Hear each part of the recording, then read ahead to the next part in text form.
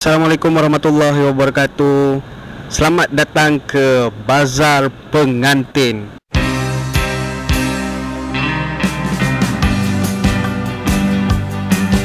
Sebenarnya Bazar Banting juga dikenali sebagai Bazar Pengantin. Okey, kat dalam ni sebenarnya ada banyak vendor-vendor yang boleh uruskan majlis perkahwinan korang, daripada baju pengantin, fotografer, videografer, kad kahwin, door gift, PA system, catering dan macam-macam lagi lah. Okay, so jom kita tengok apa yang ada kat dalam Bazar Pengantin ni. Jom, let's check it out. Assalamualaikum, saya Anissa Azwani, saya dari tim Bazar Pengantin. Kepakaran saya adalah menjahit baju pengantin mengikut selera anda. Di sini anda boleh buat tempahan baju pengantin, door gift, fotografer, videografer, PA system, kemah dan banyak lagi.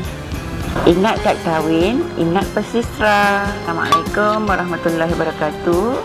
Saya Nur Halifah Ridwan dari Persistra Computer Enterprise, unit printing atau cetakan. Kami adalah tim Bazar Pengantin.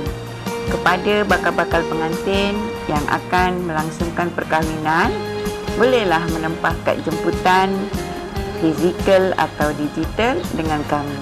Ingat catering, ingat beruang panda. Love korang.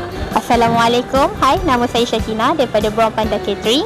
Saya daripada tim Bazar Pengantin.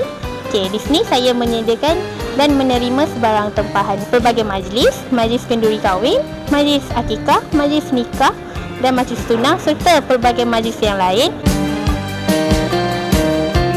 Hai, Assalamualaikum. Saya Syuhada daripada tim Bazar Pengantin, mewakili syarikat Fars Kosmetik. Kami menyediakan servis makeup untuk pengantin, bridesmaid, dinner, tunang, dan kami juga menyediakan perkhidmatan menggubah hantaran dan menyediakan dessert, okey, dan goodies.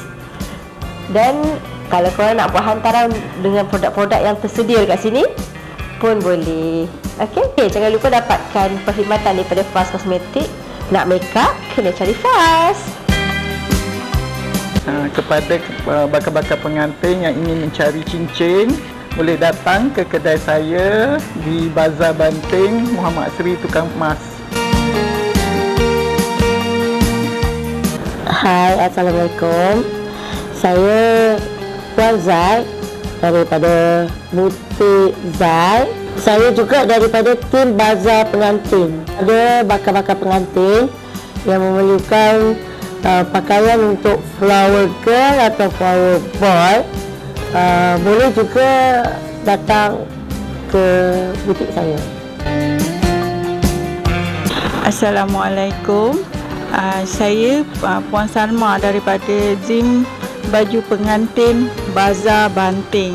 Jadi sesiapa yang nak datang untuk menempah ataupun untuk mendapatkan rezain baju pengantin, bolehlah datang ke kedai saya. Kenapa anda kena tempati Bazar Pengantin? Layanan mesra, mudah dan murah. Bazar Pengantin, urusan perkahwinan best. Puasan pelanggan, keutamaan kami. So, kepada korang semua jangan lupa datang ke Bazar Pengantin at Bazar Banting, okey? Bazar Pengantin kahwin best.